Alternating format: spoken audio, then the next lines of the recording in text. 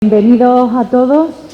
Mi nombre es Dolores Marchena, soy la teniente de alcalde delegada tanto de Cultura como de Turismo y en la jornada de hoy, dando comienzo a los 3 nuevos seminarios de esta edición número 36 ya de los cursos de verano de la Universidad de Cádiz en nuestra ciudad, pues queríamos en primer lugar daros la bienvenida. Me acompañan miembros del equipo de gobierno, al que quiero agradecerles la presencia en la mañana de hoy para este impulso, nueva jornada que comienza en estos 3 próximos días, y por supuesto a nuestros compañeros imprescindibles en este viaje cultural que es la Universidad de Cádiz. Quiero agradecerle en este caso al director general de Extensión Cultural, a José Marchena, que nos acompañe también, como el resto de días anteriores, en esta presentación y en esta bienvenida. Pero sin duda los protagonistas sois vosotros. Vosotros sois la razón por la que se siguen manteniendo los cursos de verano en nuestra ciudad y cumplimos ya en este año 36 ediciones, que se dicen pronto, prácticamente una vida. Así que agradeceros, por supuesto, que elijáis San Roque como cita cultural, como cita de excelencia académica y, por supuesto, también que disfrutéis de todos los atractivos de nuestro municipio. Quiero recordaros que hay una agenda cultural paralela de la que podéis disfrutar, también una agenda tanto por parte de fiestas como de juventud, en definitiva de ocio, que podéis aprovechar en definitiva y sacarle todo el jugo a San Roque y, por supuesto, a los cursos de verano. Y por último, quiero agradecerle a los colaboradores y patrocinadores de esta edición, que la familia se va ampliando, que van apostando por la cultura en San Roque, con una apuesta que siempre digo que es valiente, porque en estos tiempos pues cuesta, pero sin duda ahí están, apoyando tanto a la universidad como al ilustre Ayuntamiento de San Roque, y sin duda vienen muchas más ediciones de los cursos de verano, gracias a todos los ejes que voy comentando esta misma mañana y fundamentalmente por vuestra parte. Gracias de nuevo y espero que disfruten muchísimo de los 3 seminarios que comienzan en la jornada de hoy. Le voy a ceder la palabra, si me lo permiten, a José Marchena para que os dirija unas palabras y muchísimas gracias.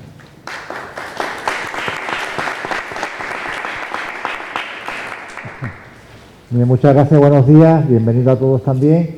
Tengo que confesar que yo no tengo la habilidad mediática y el don y la soltura de mi querida compañera y tocayo de apellido, la teniente de alcalde Dolores Marchena, y me vais a permitir que eche mano de mis apuntes, y los apuntes que, bueno, que entre otras cosas, como tiene que ser preceptivo, es insistir en que ya, pues efectivamente estamos en la 36ª edición de los cursos de verano de la Universidad de San Roque, que una vez más, pues renueva su compromiso, su deseo de seguir trabajando, de seguir haciendo este proceso que se inició hace ya más de 3 décadas y que, sobre todo, en la filosofía y en el contenido de sus programas intenta reforzar principalmente los lazos del mundo de la universidad con este área tan cultural, tan entrañable, tan profunda, tan histórica, tan viva como es el campo de Gibraltar. Efectivamente, Ayuntamiento de San Roque y Universidad vuelven a unir, a trabajar codo con codo para poner en marcha, pues, y exigir y exigirnos ese nivel y esa altura de un programa que cada vez exigimos y pedimos más, donde los seminarios pues vuelven a tener esa estructura clásica, operativa y también creo que funcional. En concreto, en este transcurso ya, quizás en la recta final, volver a recordar de nuevo que hemos conseguido en este año, en esta edición, pues un balance de 14 actividades formativas a caballo en 3 seminarios y talleres. También hay que destacar, y me gustaría hacerlo, el carácter de filosofía plural, el carácter abierto. Se trata de que efectivamente, si bien estos cursos están auspiciados por el Ayuntamiento y la Universidad, son básica y esencialmente abiertos para todos, por encima del perfil social, el perfil académico, porque se trata sobre todo de incidir en la labor de responsabilidad social, cultural y divulgativa que tiene la universidad y que tiene también la institución municipal. Por lo tanto, abierta y con una temática que pensamos y deseamos sea del suficiente interés para consolidar las señas de identidad propia de lo que siempre han sido estos cursos. También en esa línea hay que destacar que los ponentes que han ido formando y que van a formar los seminarios que comienzan hoy, pues tienen realmente un perfil idóneo, un perfil importante como creadores, como especialistas de los distintos ámbitos del saber que conforman la temática de los propios seminarios. Y en concreto, si os parece, paso a desglosar los aspectos más importantes de los 3 seminarios que empiezan hoy. En primer lugar, el seminario titulado Gobernanza Portuaria, Contexto Internacional y Propuesta de Reforma del Sistema Español. Un seminario que pretende analizar los principales agentes implicados en la gobernanza de un puerto y el papel que deben tener cada uno de ellos, destacando la importancia de la coordinación y planificación de todos estos agentes para asegurar una estrategia común y unas actuaciones coordinadas con el objetivo de llegar a ser un puerto competitivo y eficiente. Y también destacar que este seminario pretende analizar también la gobernanza portuaria en otros países, tanto europeos como americanos, para poder finalmente compararlos con el sistema portuario nacional, con el sistema portuario español y proponer finalmente un conjunto de reformas. Un seminario que está coordinado por María del Mar Cerván Jiménez, coordinadora del Máster Oficial en Gestión Portuaria y Logística de la Universidad de Cádiz y que también es profesora doctora del Departamento de Economía General de la UCA. Un seminario que está patrocinado por APM Terminal. También el otro seminario que se inaugura, que empieza su singladura hoy, es el dedicado al mundo del cómo, que podemos definirlo como ya un clásico en estas lides, dentro de la programación de lo que han sido pues, durante mucho tiempo los seminarios de San Roque. Este año lleva por título Superhéroes, la mitología franquiciada, y vuelve una vez más a estar coordinada por el prestigioso historietista y conocido a todas luces Carlos Pacheco, mientras que su patrocinio corresponde a CEPSA. También arranca hoy el seminario La música en la publicidad, cuyo objetivo es reunir a profesionales y expertos vinculados al mundo de la música, pero también al mundo mediático y de la publicidad, abordando la perspectiva de todos los agentes relacionados con la música publicitaria. Seminario que abordará, pues, entre otras cosas, aspectos como las aplicaciones de la música para la publicidad, la historia de la música publicitaria, el proceso creativo en la música y la publicidad, la composición y producción de música para publicidad, así como la relación de la música con la imagen, el uso de la publicidad como elemento de identidad corporativa o también la vinculación entre los artistas y los fans en relación con la música publicitaria. Coordinación de este seminario que corresponde a David Selva, doctor por la Universidad de Sevilla y profesor y coordinador de marketing e imagen institucional de la Universidad de Cádiz, y Lucía Caro, doctora en publicidad y relaciones públicas también por la Universidad de Cádiz. Finalmente, y ya terminando mi intervención, quiero dar sinceramente las gracias, como no, como siempre, al Ayuntamiento de San Roque, que vuelve a apostar por este evento, por este acontecimiento que es cada año los cursos de verano, y por supuesto no sería posible nada de esto sin los ciudadanos y ciudadanas de San Roque, los sanroqueños y sanroqueñas, por la siempre cálida acogida que muestran a todos aquellos que en estos días se dan cita en esta incomparable y bella ciudad. Y por supuesto no se me puede faltar hablar de todo el equipo técnico, todo el equipo de gestión, todo el equipo administrativo, tanto del Ayuntamiento como de la Universidad de Cádiz, que trabaja en la sombra, pero necesariamente trabaja para que esto sea posible, y por supuesto también a los coordinadores y a los ponentes de los seminarios que estructuran y hacen también posible todo esto.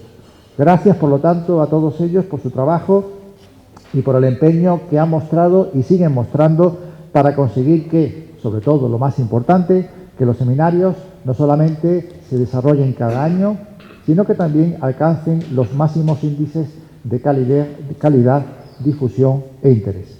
Gracias también, por supuesto, como ya decía Dolores Marchena, a nuestros patrocinadores que hacen posible la realización de esta nueva edición. Patrocinadores que son CEPSA, Gas Natural Fenosa, Red Eléctrica de España, Caja Rural del Sur, Universidad de Gibraltar, APM Terminals, Fundación Santa María Polo, Diputación de Cádiz y Santander Universidades. Todo este trabajo tiene como prioridad y como objetivo que vosotros, los alumnos y alumnas matriculados, que estáis ahí esperando ya a comenzar el curso, que podáis disfrutar, que podáis formaros y que podáis ampliar vuestros conocimientos de la mano de este 36º curso de verano de la Universidad de Cádiz en San Roque. Mucha suerte, buen curso y muchas gracias.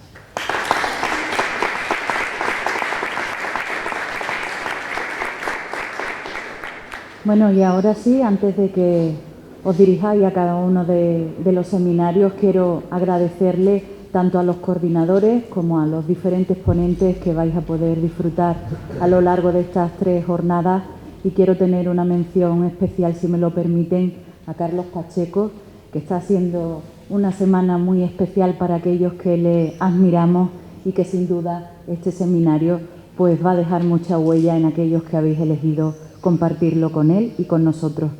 Dentro de este agradecimiento paso ya a indicaros que el seminario precisamente que coordina y dirige Carlos Pacheco va a ser justo en el aula de mi derecha, y los otros 2, subiendo la escalera, pues en ambos salones, en ambas aulas podréis disfrutar de estos seminarios. Muchísimas gracias.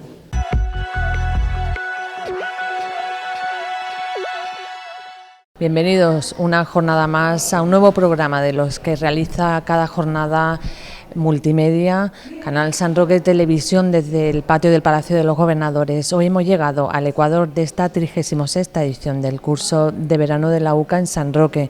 Se han iniciado 3 nuevos seminarios. Les cuento, hoy han vivido su primera jornada, Gobernanza Portuaria, Contexto Internacional y Propuesta de Reforma del Sistema Español. Este seminario se desarrolla aquí en el Palacio de los Gobernadores, 2 más también. Otro, el de superhéroes, la mitología franquiciada, y también se ha iniciado esta mañana la música en la publicidad. Vamos ahora a conocer qué es lo que se ha vivido durante esta primera jornada, estos 3 seminarios aquí en el Palacio de los Gobernadores.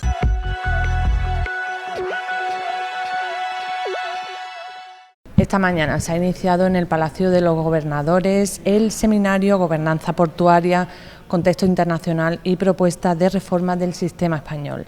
La primera ponencia lleva por título Regulación de la participación privada en infraestructuras. Es una ponencia que va a correr a cargo de Ginés de Rus, a quien ya tenemos con nosotros. Muchas gracias por atendernos. Gracias a ustedes, buenos días.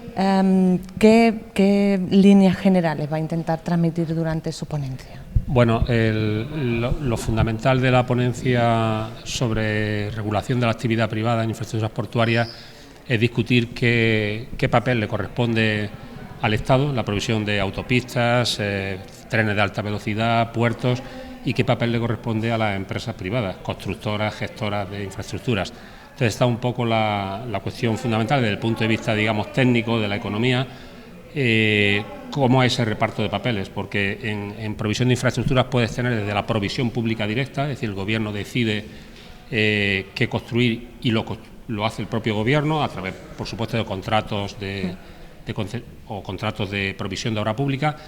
Tenemos el otro extremo, que es la privatización, donde la empresa privada decide absolutamente todo en cuanto a la construcción y al mantenimiento y a la operación. Y luego tenemos lo que está creciendo en España muchísimo, lo hemos tenido con la autopista de peaje, que es el sistema de participación público-privada, en el que la propiedad de los activos sigue siendo el sector público, las carreteras, por ejemplo, la autopista en España, pero el sector privado es el que construye, mantiene y explota durante un periodo de tiempo. Entonces, en esto es muy importante que los contribuyentes, que son los que al final van a pagar, porque si hay peaje, lo que se llama en la sombra, el gobierno no paga la construcción inmediata, la hace el sector privado, pero a lo largo del tiempo hay que ir devolviendo, pagando ese dinero, o si paga el usuario directamente. Esto es muy importante porque decimos, bueno, lo que sí, en ese caso el gobierno no ingresa, lo que hubiera ingresado si lo proveyera directamente. Entonces es muy importante tener en cuenta esto, que la participación privada, su regulación es esencial. Es decir, la participación privada no es que el sector privado, la participación público-privada, que es la fórmula ahora, digamos, de moda, no es que el sector privado colabora con el sector público, es que el sector privado asume riesgos, a diferencia del contrato para que construya. El tren de alta velocidad es provisión pública directa. El Gobierno decide construir una vía, un tren de alta velocidad, y el sector privado la construye sin correr riesgo alguno. Luego el tren puede ir vacío o no, pero eso es un problema de nosotros, los contribuyentes, que tenemos que, digamos, apechugar con el déficit. En la autopista de peaje no es así. Usted reparte riesgo. Usted construye la autopista, si no le van viajeros es su problema. Esta es la diferencia entre lo que sería provisión pública directa, aunque el privado construya con un contrato, y lo que sería participación público-privada, donde el sector público asume riesgo. Esto es esencial. Si no lo entendemos así, mal asunto, porque entonces sería el Gobierno mezclado con la iniciativa privada y no sabemos muy bien quién es responsable de qué. Entonces, esto tiene que ser nítido para que los contribuyentes y los usuarios tengamos lo mejor de la iniciativa privada, no lo peor. ¿Y este modelo está llegando a los puertos españoles ahora? Yo creo que los puertos españoles están en un proceso de cambio esencial, porque la industria va a una velocidad impresionante en cambio en los tipos de contenedores, en la forma de gobernanza, y creo que en España hay como un sistema antiguo que todavía no se ha reformado. Será uno de los, digamos, de las tareas del nuevo Gobierno, si conseguimos tener uno, que es cambiar, adecuar la estructura pública al nuevo sistema de competencia en puertos, que es vital, porque no debemos de olvidar una cuestión que a veces, ¿no?, si miramos el peso de cada sector en la actividad económica, a veces los puertos podemos pensar que no tienen mucho peso.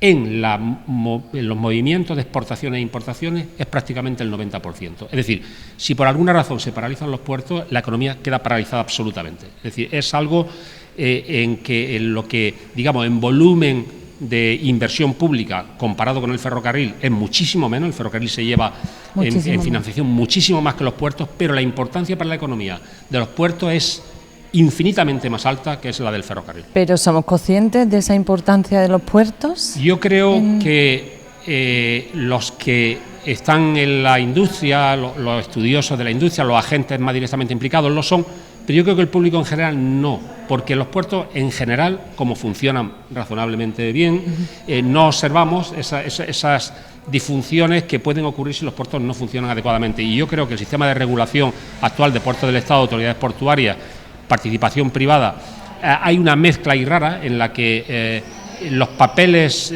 digamos, de regulación exclusiva con los papeles de planificación y con los papeles de provisión de servicios no es nítida. Yo creo que hay cambios importantes que hacer. Los expertos que han analizado recientemente estos asuntos en la Fundación, en FEDEA, en la Fundación de Estudios de Economía Aplicada, se han publicado un documento reciente sobre gobernanza portuaria, donde se sugieren los cambios que hay que hacer, y yo creo, insisto, en este aspecto como en otros aspectos de regulación pública, el nuevo Gobierno tiene mucho que decir, mucho que hacer, sí. Ginés de Rus, muchísimas gracias por atendernos. Gracias a ustedes. Gracias. Bueno, pues ahí quedan esas valoraciones que va a exponer en breve aquí en el Palacio de los Gobernadores, en ese seminario que se iniciaba hoy sobre gobernanza portuaria.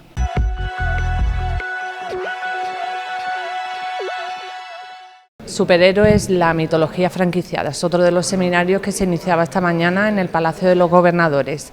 La primera ponencia ha llevado por título Génesis y ocaso de los superhéroes, la Edad Dorada, una edad dorada que ocupa un periodo de 1936 a 1956 y que nos va a contar así en líneas generales su ponente, José Joaquín Rodríguez. Muchas gracias por acompañarnos. Hola, muchas gracias por dedicarle tiempo a los cómics. A los cómics. Líneas generales de la ponencia que acabas de impartir. Pues los años 30 es justamente cuando aparecen los superhéroes en el mundo del cómic y queríamos estudiar un poco qué es lo que hace que triunfen en una época tan difícil, ¿no?, como es la Gran Depresión, la Segunda Guerra Mundial y después la Guerra Fría. ¿Por qué? ¿Hay alguna causa que haga que surjan esos superhéroes? ¿Es necesidad de gente fuera de lo normal? No tanto la gente fuera de lo normal, sino de una diversión fuera de lo normal. En un mundo que era en blanco y negro, el cine era en blanco y negro, no había televisión, las revistas eran en blanco y negro, el cómic es una diversión en color, donde puede ocurrir todo, porque el cine no tiene grandes efectos especiales en esa época, pero en el cómic lo dibujas y ocurre. Entonces, en una época de guerra, de conflicto, de incertidumbre, puedes ver cosas increíbles y maravillosas, ¿no?, a todo color. Entonces, hasta la aparición de la televisión en el año 51 va a ser un ocio increíble para jóvenes y para adultos también. Los consumidores son de todas las edades. Los consumidores son de todas las edades y de ambos sexos. ¿Cuáles superhéroes destacarías de esa época? De esa época es muy importante Superman como el elemento que crea, ¿no?, que aglutina la moda de los superhéroes, es el primero, pero después hay otros muchos que tienen pequeños detalles que nos ayudan a entender la época. El Capitán América, con su elemento proamericano y contra Hitler, en una época en la que no se sabía qué iba a pasar en Europa todavía, ¿no?, con la guerra. Wonder Woman, una de las primeras superheroínas y la más poderosa, que coge ese papel de la mujer que tiene que trabajar y que tiene que tomar las riendas del país para que siga funcionando cuando los hombres tienen que marchar al frente, y que es todo un mito, ¿no? Un mito de la mujer trabajadora y la mujer capaz de hacer lo mismo que un hombre porque tiene la misma capacidad.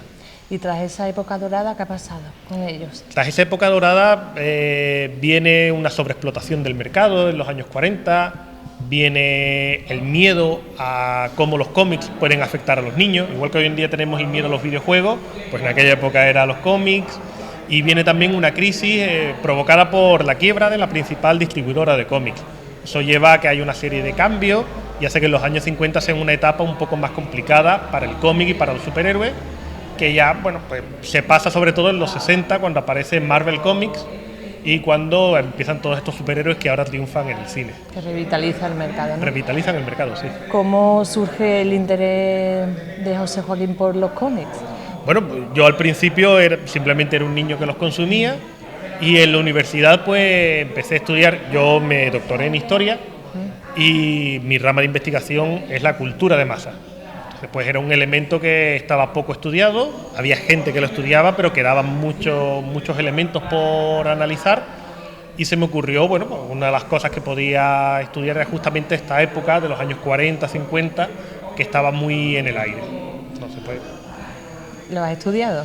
una mezcla de gusto y posibilidad. La verdad es que tiene que ser muy chulo, ¿no? Además, investigar algo que puede llegar a ser bastante divertido, ¿no? Es bastante curioso. Sí, es muy curioso. Yo recuerdo cuando estaba haciendo la tesis y a lo mejor, no sé, ¿no?, estaba viendo el televisor o algo y mi esposa me decía: venga, ponte ya a leer cómics que tienes que seguir con la tesis.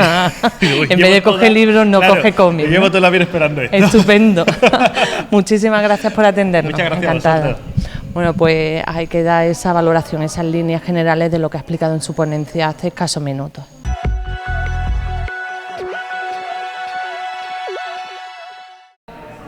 Otro de los seminarios que se ha iniciado esta mañana en el Palacio de los Gobernadores lleva por título La música en la publicidad. La primera ponencia pues se ha titulado Si no tienes nada que decir, dilo cantando, y ha corrido a cargo de Pablo Farrés, a quien ya saludamos. Hola, ¿qué tal? Buenos días. Muchas gracias por atendernos. Sin problema. ¿Qué es lo que has intentado transmitir en tu ponencia? Hombre, pues yo creo que lo que he intentado transmitir sobre todo es la importancia de la música en los anuncios, porque la banda sonora de los anuncios es fundamental.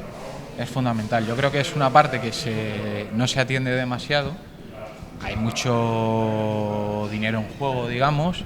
Los derechos de las canciones tienen un coste, etcétera, pero si clavas la música tienes el 50% del éxito garantizado.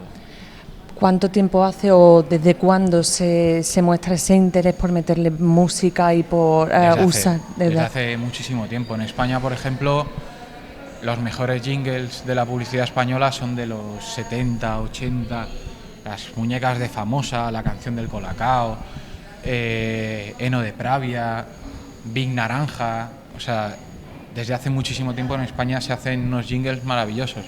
Luego ha llegado un momento en el que esa tendencia se perdió un poquito, pero gracias a Internet y a la publicidad que podemos ver de todo el mundo, etcétera, hay ejemplos maravillosos de obras cumbres. Coméntanos esas tres obras cumbres que destacarías. Pues mira, desde el anuncio de Coca-Cola de los 70, del coro de todas las razas y todas las personas del mundo, con un mensaje precioso, hasta videoclips como uno que hizo Nike en Venezuela de Suda el jamón para ponerte bombón. O sea, es maravilloso. O sea, es que son la banda sonora de nuestra vida, y eso es algo que la gente debería tratar de entender un poquito más.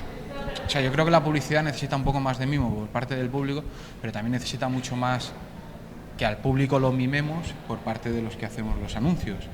Y la música es una gran herramienta para conseguir que la gente se sienta identificada con la historia que queremos contar o con el producto que se trata de transmitir o con la información que se trata de dar. Entonces, poniendo la canción indicada en el momento indicado para la gente indicada, tienes gran parte del éxito garantizado, porque llama la atención, que es la gran necesidad que tienen los anunciantes, y por eso hacen publicidad. ¿Desde cuándo te dedicas a la publicidad? Desde hace unos 10, 12 años más o menos. ¿Y ahora mismo dónde estás trabajando? Pues ahora mismo yo he estado trabajando en WYSIWYG, que es la agencia digital del grupo Publicis, pero ya no estoy dentro, y ahora voy a empezar un camino en solitario de freelance, con una vida más tranquila y más dedicado a la enseñanza, dando clases en la universidad y en la escuela de Atomic Garden, y trabajando un poco por mi cuenta y viviendo más tranquilo. ¿Cómo definirías el panorama actual de la publicidad en España? A ver. A grandes rasgos, ya sé que es una pregunta súper complicada. No, pero... A ver, es un momento complicado porque la crisis ha afectado, porque parece que todo iba bien y de repente no va tan bien, pero hay muchísimas posibilidades, más que nunca. O sea, Internet, por ejemplo, ha abierto una vía maravillosa, infinita, ¿no? Infinita, para poder probar, para poder hacer cosas que con los costes, por ejemplo, que podría tener una campaña en televisión no podríamos asumir los clientes o las agencias, pero que, o sea, es que todavía hay mucho por hacer, y eso es precioso pensarlo, creo, porque si pensamos que ya está todo hecho, no tiene sentido. No. Entonces, yo creo que hay muchísimas posibilidades todavía. El panorama, un poco desolador, ¿para qué nos vamos a engañar? Pero también donde está el problema, o sea, yo creo que nuestra misión es, de donde está el problema, convertirlo en una ventaja, en una posibilidad. En una oportunidad. En una oportunidad para conseguir lo que nos proponemos. Mucha suerte en tu nueva etapa. Muchas gracias. A vosotros. Hasta pronto. Bueno, pues ahí queda esa nueva etapa que él va a emprender. Nosotros vamos a seguir hablando de este seminario, la música en la publicidad.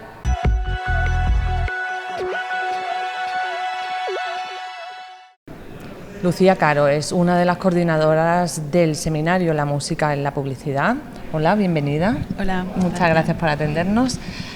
Objetivos que os habéis marcado con estas 3 jornadas del seminario. Básicamente lo que queríamos era crear un tiempo y un espacio para hacer comunidad, porque creo que eso es algo que favorece los cursos de verano, la oportunidad de que profesores y alumnos y gente que está alejada del ámbito de la universidad se puede acercar a través de un ambiente lúdico y divulgativo. Entonces queríamos buscar ese espacio y San Roque nos parecía un sitio fantástico para hacerlo, y hablar de algo que nos encanta, como es la publicidad, en este caso sobre un tema que se aborda muy poco, que es como es la publicidad. Hay muy poco investigado sobre publicidad y música. Y bueno, y además en la academia, es decir, la universidad, prácticamente hay creo que 2 universidades en toda España que tienen una asignatura que aborda el tema siquiera. Entonces nos parecía que ese era un espacio que había que cubrir, y nos parecía que este marco era fantástico para intentarlo. ¿Qué programa tenéis para estas 3 jornadas? Pues lo que hemos buscado es traer a muchos profesionales para que nos cuenten la publi desde dentro, que es lo más interesante, porque además hay muchos alumnos que vienen de publi, entonces para nosotros era importante buscar un equilibrio entre algo divulgativo, pero también algo que no pudieran ver en nuestra carrera en publicidad y relaciones públicas. Entonces, bueno, lo que hemos traído pues son muchos profesionales que han trabajado en campañas donde la música ha sido muy importante. Tenemos el perfil de Pablo, que ya habéis hablado con él, que ha sido con quien hemos abierto y nos ha contado algunas campañas que ha hecho donde la música y cómo ha ido construyendo esa banda sonora, y ha sido súper interesante verlo desde dentro, desde el primer pasito. Y luego ahora, por ejemplo, tenemos a Rafa Forti, que aparte de ser director creativo de Kitchen y director de una agencia, de una escuela de Publi, es DJ. Entonces, mucho más mezclado. Claro, él tiene una cultura musical increíble, y no tengo duda de que va a ser divertidísimo y que vamos a encontrar cosas muy conocidas, pero también rareza que probablemente no identificamos, pero que forma parte de nuestra banda sonora a través de la publicidad. Luego tendremos mañana a uno de los productores españoles más importantes y más punteros ahora mismo a nivel internacional, el anuncio, si recuerdan el anuncio de Coca-Cola tipo Bollywood del Pita Pita, pues es de él, de Escobar. Y bueno, pues nos va a contar los trabajos, nos va a enseñar su bobina creativa, sus trabajos, y bueno, vamos a flipar porque son trabajos de un nivel impresionante. Entonces vamos a ver desde el punto de vista del músico y productor. Luego tenemos a Jorge David Fernández, que es profesor de la Universidad de Sevilla, pero además es planificador estratégico en otra gran agencia, una multinacional que es BCCP, y que ha investigado sobre el jingle, sobre cómo un determinado sonido puede convertirse en recuerdo de la marca. Pensen, por ejemplo, en el sonido de Volkswagen del cierre del capó. Ese sonido es un sonido corporativo. No es que antes... Jingle es yo soy aquel negrito del África tropical. Vale. Cuando creamos una canción con una letra específica para nuestra marca. Pero podemos usar el sonido de manera corporativa, y ese uso de Volkswagen de cierre de capó, ese sonido que traslada seguridad, técnica, etcétera, es un sonido corporativo que forma parte de la identidad corporativa de la marca Volkswagen. Y por último, el sábado cerramos mi compañero David y yo hablaré sobre la relación entre los artistas, los fans, y cómo la publicidad aprovecha eso para conseguir mucha visibilidad en los medios, en las redes sociales, etcétera. David hablará sobre cómo diferentes usos de la música generan diferentes emociones en distintas situaciones.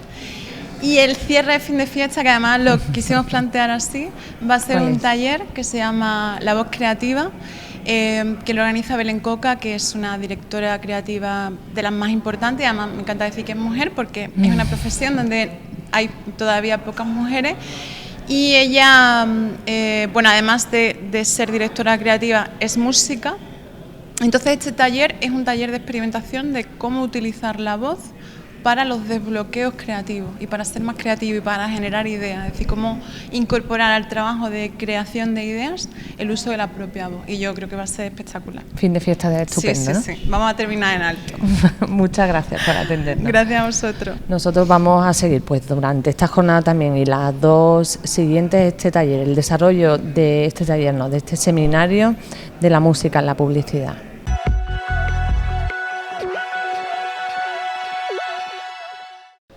Les hemos contado cómo ha transcurrido esta primera jornada de los 3 seminarios que se iniciaban esta mañana. Mañana también volveremos aquí a este escenario único, al patio del Palacio de los Gobernadores, para contarles cómo se desarrollan y cómo se vive esa segunda jornada.